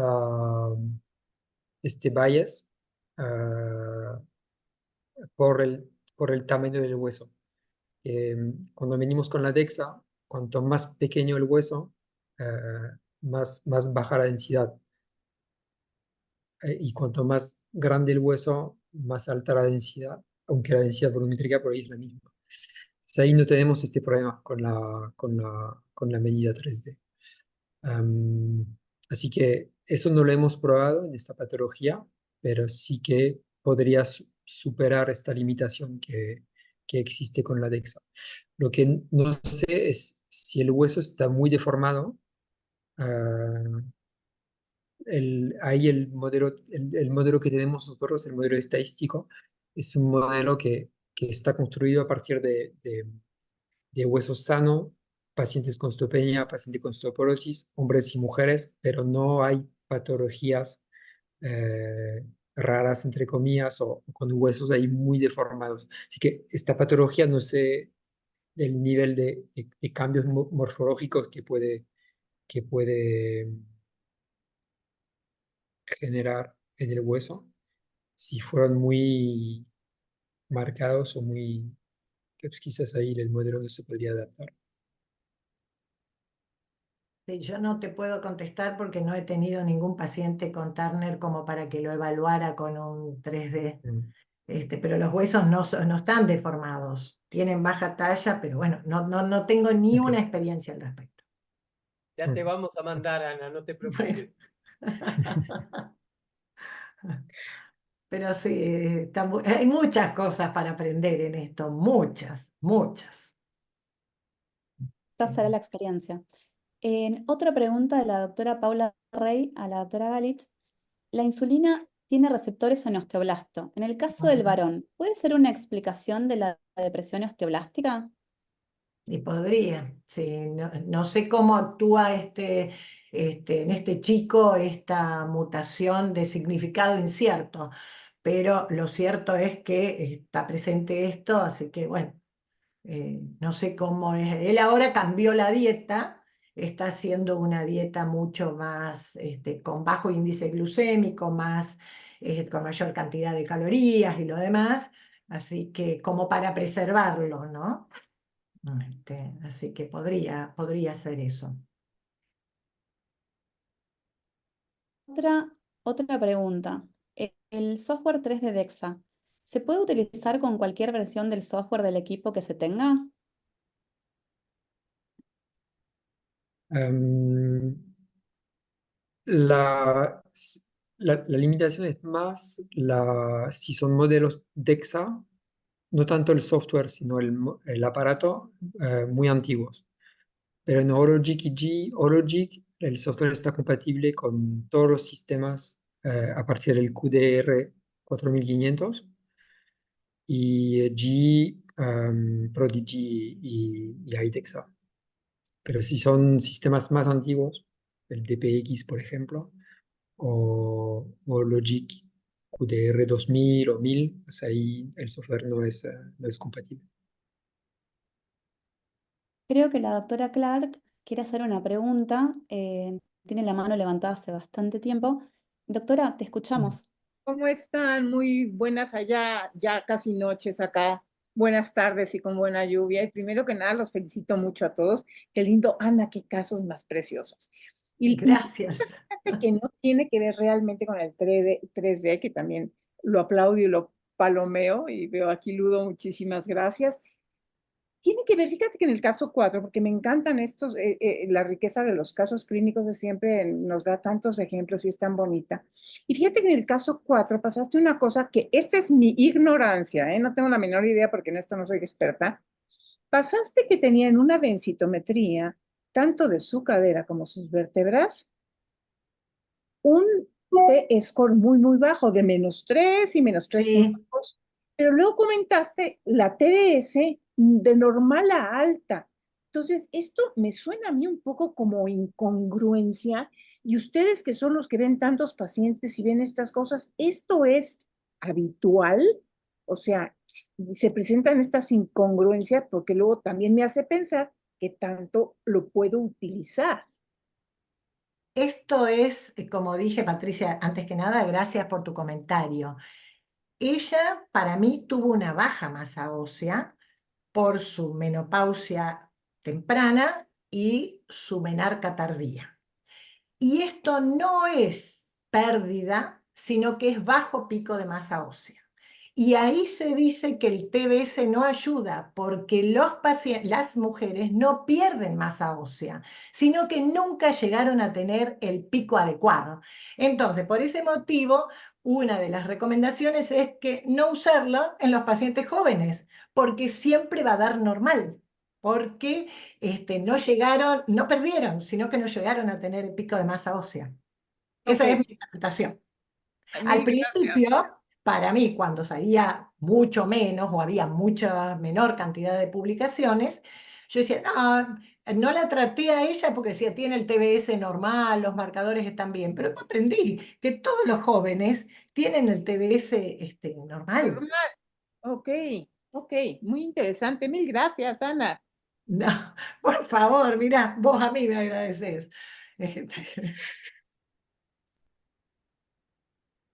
Buenísima la participación. Otra pregunta de la doctora Paula Rey. ¿Cuál es el coeficiente de variación de la técnica en vivo para ambas medidas, cortical y trabecular? Además, los felicita por las presentaciones. Es, em, es muy parecido a lo que se consigue con la DEXA. Y ahí no hablamos del coeficiente en porcentaje porque los números no tienen nada que ver, pero hemos hecho un estudio donde monitorizamos pacientes, mujeres posmenopáusicas y el tiempo de monitorización con la DEXA y con las dos medidas 3D eran casi iguales. Así que, Chicos, mirando los chats, están llenos de felicitaciones. eh, los chaqueños están muy orgullosos de la doctora Galich. Todas felicitaciones, así que Perdón, congratulaciones. Giselle, voy a explicar por qué los chaqueños están orgullosos. Porque yo soy chaqueña y porque me recibí en Corrientes. Así que ese es el motivo por el cual todos mis comprovincianos están contentos. Para que sepan, yo no soy porteña. Viva las provincias. Sigo buscando las preguntas. La verdad, chicos, muchas felicitaciones, todos los están felicitando. Eh, Acá Rubén hace un aporte que inclusive el software de cadera para DEXA no se utiliza en niños. Después, Bueno, los nuevos Agustín, equipos ya traen, perdón, los nuevos equipos ya traen el software de cadera, ¿eh? Este, ¿Para niños o para 12 años, Ana? Porque creo que a No, partir... para chicos, de hecho, nosotros lo tenemos. Y si uno va a utilizar la base de datos de Lunar, arranca a partir de los 5 años. Eso ya está establecido. Este, y si uno quiere hacer de acuerdo con el gráfico de Nanes, arranca a partir de los 8. Las curvas del NANES arrancan a partir de los 8 y la curva de G específicamente, y eso lo sabe muy bien el doctor Eduardo Vega, que fue el que hizo su tesis doctoral con densitometría hace 10 años, ¿no, Eduardo? Si estás todavía acá. Donde compararon las mujeres argentinas con las mujeres de Massachusetts. Yo pertenezco a la historia de la densitometría, por eso me doy el lujo de comentar esto. Y las mujeres argentinas que fueron medidas en el Hospital de Clínicas tenían la misma evaluación densitométrica que las mujeres que vivían en Massachusetts, que habían sido estudiadas por el doctor Richard Macy's, que fue el dueño de Lunar hasta que se la vendió a General Electric. Así que por eso nosotros en el año 2004, bajo la presidencia de AOM de Luisa Plantalech, hicimos un consenso y decidimos utilizar la base de General Electric para seguir evaluando a nuestros pacientes, porque nuestra población argentina era muy parecida a la población blanca norteamericana. Y ese es el motivo por el cual yo también utilizo la base de referencia para el TBS de Nanes. ¿Por qué? Porque Patricia lo podrá decir, Patricia Clark, que la base latinoamericana de TBS tiene mujeres de México y mujeres de Brasil. Y las mujeres de México, en base al estudio Lavos, son más bajas y más gorditas que las mujeres argentinas. Y yo cuando informo, y Dolores también, las densitometrías con TBS de mujeres jóvenes, vemos valores de, yo siempre hablo en números enteros, de 1450, 1550, valores muy altos, que se parecen a las blancas del NANES. Y ya me fui por las ramas, perdón. No sé, sí, Patricia, si querés aclarar algo, porque fuiste vos No, la del yo TBS. estoy de acuerdo contigo y fíjate que desafortunadamente que también deberíamos de haber podido construir la base de TBS de las mujeres argentinas de la voz porque se les hicieron las densitometrías. Ya no están disponibles las densitometrías. Exacto, Tuvimos la oportunidad de hacerlo para las mujeres argentinas y sí lo exacto. tenía Brasil, lo teníamos nosotros, por eso lo sacamos en esas. Y les ponía aquí un comentario de los niños, porque yo estoy en hospital pediátrico, y nosotros en Lunar tenemos el software de niños, pero nosotros hicimos un estudio en 2000 niños y adolescentes para nosotros hacer nuestros valores de referencia en población mexicana. Y entonces lo que usamos son nuestros valores de referencia. Y ahora lo que hacemos, Ana, es que cuando nos llegan niños con patología, que es lo que estamos tratando de hacer ahorita, tenemos muchos niños con patología que vienen de endocrino, cáncer, etcétera, les hacemos densitometría y lo que estamos haciendo es compararlos con los valores de referencia nuestros mexicanos para ver cómo Claro. funcionando. Claro, eso es lo que nosotros no tenemos, porque yo te aclaro que cuando yo decidí hacer esto hace años en el hospital, venía el chiquito enfermo que le hacíamos la densitometría y yo quería hacerle el hermanito sano. Era imposible acostar al hermanito sano porque era un chico sano y se movía y no sé si están los técnicos del hospital, yo tenía que agarrar un muñeco, un peluche, tratar de entretenerlos, era imposible. Así que abandoné la empresa. Y no tenemos valores de referencia a nuestros chicos. Porque una cosa es el enfermo que está tan baqueteado, pobre, y se queda quietito. pero los sanos era imposible mantenerlos acostados. Y bueno, aquí tenemos la suerte de tener una extraordinaria doctora en ciencias que es enfermera y que es la técnica. Qué barbaridad. Y como ella es especialista en pediatría y todo, bueno, se pudo hacer porque ella mantiene a los niños y les puede hacer la densitometría, pero no es fácil, estoy de acuerdo contigo.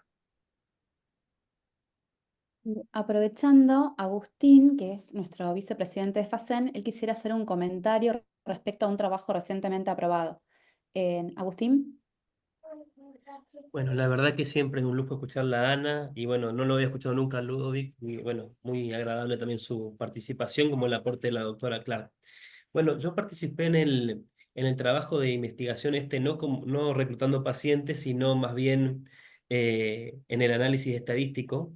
Y verdaderamente, bueno, saldrá publicado, supongo que en los próximos meses, van a encontrarse que vamos a proporcionar los valores de referencia, tanto de la densidad volumétrica trabecular como cortical e integral, estratificados según sexo, según edad y también según rango etario. Los rangos etarios fueron establecidos según una metodología de TZ de Harris. Entonces, va a ser interesante cuando salga porque vamos a tener una primera aproximación al respecto. Y también constatamos de forma muy interesante qué es lo que pasa, cuánto cae, cuál es el slope, la pendiente de caída, según diferentes puntos de corte. Y bueno, lo tengo un poquito acá, pero es impresionante cómo lo estadístico se corrobora con lo fisiológico. Vemos que la pendiente de caída, por ejemplo, del hueso trabecular en mujeres es muy acentuada tras la menopausia, con un punto de corte de edad de 49 años, y en los hombres hay una caída, pero menos acentuada. Así que bueno, dentro de poco esperemos que poder compartirlo, así todos seguimos aprendiendo con esto, ¿no? Yo cuando me convocaron para el análisis, verdaderamente sabía nada, entonces fue un desafío. Yo le voy a hacer una pregunta a Ludovic que se me ocurrió ahora. ¿Puedo? Seguimos teniendo todavía, porque yo no vi esto, la posibilidad de mirar el Excel con los valores, porque yo me acuerdo que en el viejo programa yo miraba cuál era, así como presentamos en este trabajo de los pacientes con hiperpara y normales, cuál era la densidad, cuál era el espesor de la cortical, para que hoy vemos lo integral, pero en ese momento yo me acuerdo que miraba a los pacientes diabéticos como una expresión de su aumento de porosidad que les bajaba la densidad y que se mantenía el espesor normal y eso le daba una baja densidad superficial. ¿Eso se puede seguir viendo todavía o no? No, está el Excel todavía, pero no están solo las dos medidas de la Ah, versión clínica, la densidad superficial, cortical y claro, trabecular, volumétrica. claro. Porque entonces los chicos me escuchan repetir en el consultorio, acuérdense que esto depende del espesor de la cortical y de la densidad, que uno puede ser alto y el otro bajo, pues, o sea, es imposible, si me piden no lo podemos hacer entonces. Antes yo me metía en el sistema y veía. Son 4, 5. Hay que Guarden bloquear ya los algunos. silencios. Ya está. Así que bueno. Bueno, Una última pregunta de la doctora Mirena. Ana, para la doctora Galich. En los pacientes con baja tasa, ¿el 3D DEXA tiene otra distribución cortical trabecular? Yo lo tendría que decir Ludovic. No, yo, me parece que no, pero no sé. Si el hueso es armónico, no sé. ¿Cuál es tu opinión? Es una muy buena pregunta. No lo hemos estudiado eso. Y no me suena tampoco algún trabajo que lo haya estudiado. Pero como sí, yo Me también parece diría que no debería pasar. no debería, claro, si el hueso es armónico. Ahora, si el hueso está deformado, como decís vos, es muy difícil evaluar. Y después yo quería decir una cosa, porque yo soy una fanática de la teriparatide. que para mí es lo mismo, teriparatide o avaloparatide, yo creo que no le dieron tiempo en los trabajos de avaloparatide y teriparatide, más tiempo a la teriparatide para que rellene todos esos poros de la cortical y que muestre después una densidad elevada. Pienso, me puedo Mm, equivocar, por supuesto, mm, ¿no?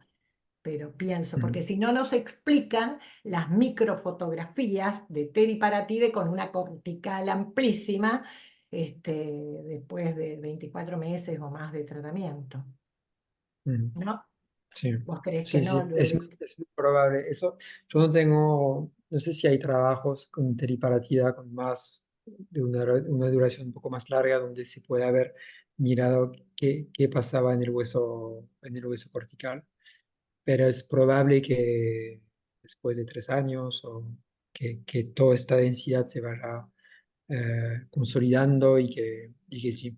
Ah, quizás avaroparatida es un fármaco que actúa de una forma más rápida, pero quizás esperando un poquito más, teriparatida hubiera dado resultados muy parecidos. Yo creo que sí. Em, no sé, en Yo pienso Argentina, que sí. creo que en Estados Unidos teriparatida, antes había esta limitación de 2 años para teriparatida y creo que en Estados Unidos ahora no está más esta Sí, a limitación. partir del 20 de noviembre del 2020 se levantó Mm, esa prohibición, mm, ya se sacó el black box que tenía, ¿no? mm, Así que de hecho yo también tengo pacientes a quienes les di más de 2 años. Y hoy casualmente vimos una paciente con Jenny, la residente que no sé si está, que elevó los marcadores terriblemente, terriblemente, a tal punto que le bajé la dosis y pensé, ¿no? ¿Cómo vendrá este lote de medicación? Y espero que después del zoledrónico mejore espectacularmente. Y vimos también otra que no respondía para nada, o sea, tengo para todo esto pacientes de todo tipo y forma, porque el hecho de que ver en cada consultorio 24, 25 pacientes, es mucho. Así que bueno, Creo que ya llegamos a contestar todas las finales. preguntas. Si quedó alguna, mil disculpas. Y considerando que para Ludo van a ser casi las 2 de la mañana, donde está, ¿les parece si nos vamos despidiendo y con la promesa de volver a organizar otra vez aportando lo que es tecnología y en el diagnóstico de la osteoporosis, en el manejo y diagnóstico de la osteoporosis? Muchísimas gracias, doctora Galich, muchísimas gracias, Ludovic, por sus excelentes presentaciones, muy enriquecedor. Muchísimas gracias a todos los participantes por la interacción. La verdad es que se creó un ambiente muy académico. Mil disculpas si me demoré un poco con algunas preguntas. Eh, muchas gracias. Desde el Departamento de Osteología de FASEN nos sentimos muy honrados por poder contar con su participación y con su contribución hacia nuestros conocimientos. De mi parte, agradecerles por quedarse tanto tiempo e invitarlos a quien tenga ganas. Quiero hacer algo con inteligencia artificial y densitometría. ¡Wow! Yo me Sí, sí, sumo. sí. Yo Súper tema, no súper sé qué tema. hacer, pero hay un punto que me interesa, que es cómo interpretar aquellos estudios que parecen ser artrosis, pero que puede ser una fractura, porque cuando la fractura está es fácil, ¿no? Pero hay algunas situaciones, sí, Dolores me hace que sí, que cuando estamos informados nos decimos, ¿qué es esto? ¿Una fractura o es artrosis? Y ahí me parece que la inteligencia artificial nos podría ayudar. Pero no tengo idea cómo hacer eso. ¿Cuántas densitometrías necesitaríamos para que el Machine Learning nos hiciera una cosa ahí definitiva? Bueno, a lo mejor es un delirio, pero bueno, es así como se empiezan las cosas, ¿no? Patricia, ¿están haciendo algo ustedes? Que nosotros no, pero sí te digo que hay alguien, y no me puedo acordar de su nombre, que está haciendo en vértebras inteligencia artificial, fíjate. ¿Con densitometría? Yo creo que sí. Yo creo Ah, que sí. Fue alguien que yo no lo escuché, sino porque no era una presentación como tal. Ah, bueno, sí fue una presentación como tal. Espera, el último IOF hubo una una plática de inteligencia artificial en Londres, en donde además nos dijeron que fuéramos a visitar a la Biblioteca Nacional y que ahí estaba ya su tal y tal. Yo hasta el día siguiente me fui a ver el pozo que vamos en la Biblioteca de Inteligencia Artificial. Y yo al chico que hizo la presentación le dije que si alguien estaba trabajando con inteligencia artificial en esto y me dijo que sí, que estaban trabajando con vértebras. Pero Ah, no te qué sé qué más, bueno. pero tengo su nombre y se lo puedo preguntar porque como él muy divino me dijo Pásamelo, que por fuera, te lo favor. voy a dar, te lo mando, Ana, para que tú hagas contacto con él y veas si él está haciendo algo, porque yo creo que sí ya están haciendo algo con inteligencia. Claro que uno Genial. está triste en nuestra situación latinoamericana porque ve que aquí ya que lo hacen, van a salir muchos, pero por lo menos participar con ellos, yo creo que sí. Genial, me encanta. Dolores, Yo ya te te lo voy a mando, a mí enloquecer también, yo otra estoy vez con otro tema. fascinada con la inteligencia artificial y todo el mundo tiene miedo que fíjate que no, yo a los alumnos hay que enseñarlos a manejarla con ética y es una herramienta maravillosa. La Sí, mía yo le sí, puse sí. Melissa y yo dialogo con Melissa. Todo le pregunto. Sí, sí, sí. Yo también la uso mucho. Yo Este, sí. Sí, pues te voy a mandar, te lo consigo y te mando el nombre. muchas gracias. Correo electrónico. Muchas gracias. Es el presente y Bueno, el futuro. Y alguien decía que el mundo es de los audaces. ¿Querés hablar, Rubén o Agustín, para Bueno, ir cerrando? felicitaciones a los disertantes, agradecido con Ludovic y bueno, y felicitaciones al Departamento de Osteología de FACEM, verdaderamente encontrar participaciones del interior del país, como pasa con Pamela, con Giselle, con Luciana, es nuestro objetivo como comisión de FACEM y estamos orgullosos que se empoderen del espacio que se fue generando. Invitarlos a entrar al campus. Esta disertación va a estar presente en los próximos días y por supuesto el 26, desde el 26 al 28 de septiembre nos encontraremos en la ciudad de Mendoza en nuestro Congreso Argentino de la FACEM.